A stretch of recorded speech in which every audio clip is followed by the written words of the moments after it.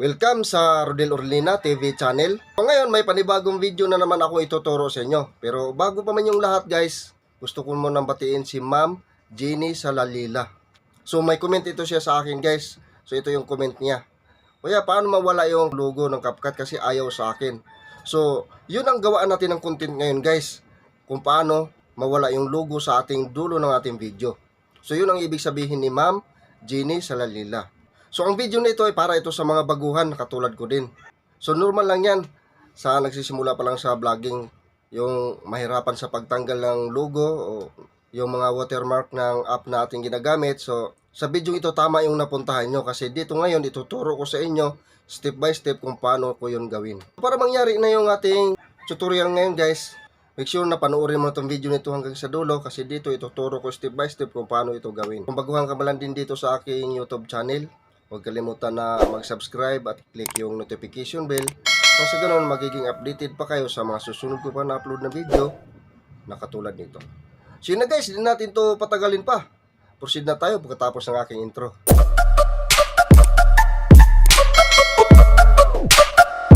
Ngayon, para makapag-simula na tayo, so i-click na natin tong na-install natin na app guys, yung ating gagamitin na app na yung CapCut.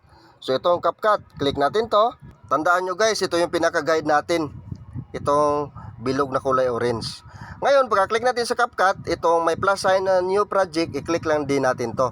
Din dito ngayon, kukuha na tayo ng video na i-edit natin, i-sample natin guys. Halimbawa, ito siya, click natin to.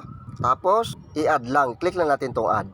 Then, pagdating dyan guys, kung na-add na natin yan, dito sa tools, hanapin natin yung aspect ratio. Kasi iset natin yan sa 16:9 o 9:16. So, depende sa pag-uploadan mo. Pag 9:16, pang Reels po yan na upload.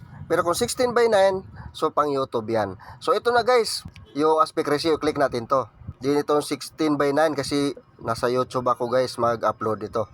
So, i-click natin tong 16:9. Tapos, i-click lang natin tong check sa gilid pag okay na.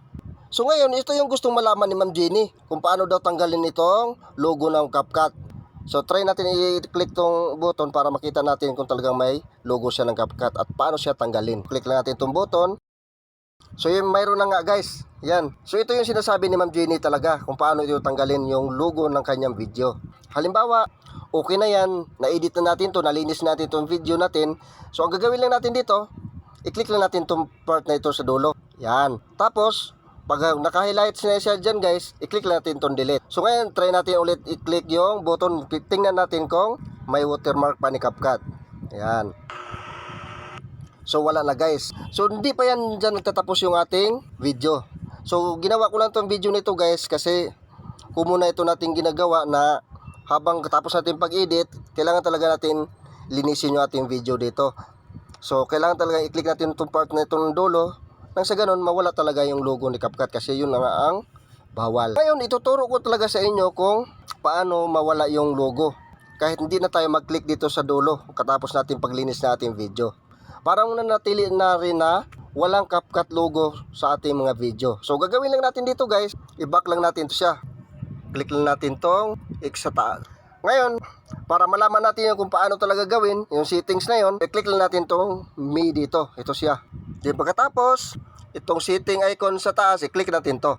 Tapos ito na yun ngayon guys. So nakikita natin dito yung add default ending. So naka-on siya.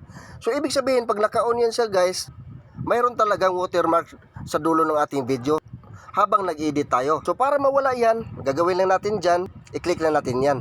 Tapos, i-click natin tong discard. Ayan. So ganoon lang kadali guys kung paano alisin yung logo ng CapCut na hindi na kailangan pa natin i-click yung dulo ng video natin katapos natin pag-edit kasi na discard na natin dyan sa add default ending. So ngayon, para malaman natin yan ngayon kung talagang wala na yung logo, so balik ulit tayo doon sa CapCut. Click natin tong may arrow dito.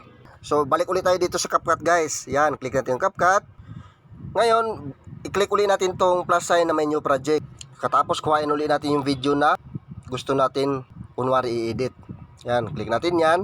Tapos i-add lang. So ngayon, tingnan natin ito siya guys kung may logo pa ng CapCut. So i-click natin itong button. Yan, pagmasdan na natin siyang mabuti guys kung talaga mayroon pa. Oh, diba? Wala na. So natapos na yung video dyan, di na lumabas yung logo ng CapCut. So ganun lang kadali guys kung paano off doon sa settings ng CapCut para wala na tayong kailangan i-delete pa dito sa dulo pagkatapos natin pag-edit. Kasi na-off natin yung default na. So na-discard na natin yun doon sa settings ng CapCut. So yun lang guys. Sana nakatulong ang video na ito at may natutunan kayo. Nang sa ganun, alam nyo na din itong gawin guys kung kayo na ang gagawa nito. Like and comment and share na lang at pa-subscribe ng aking YouTube channel guys. Maraming salamat. So abang-abangan nyo lang uli yung mga susunod ko pa na upload na video.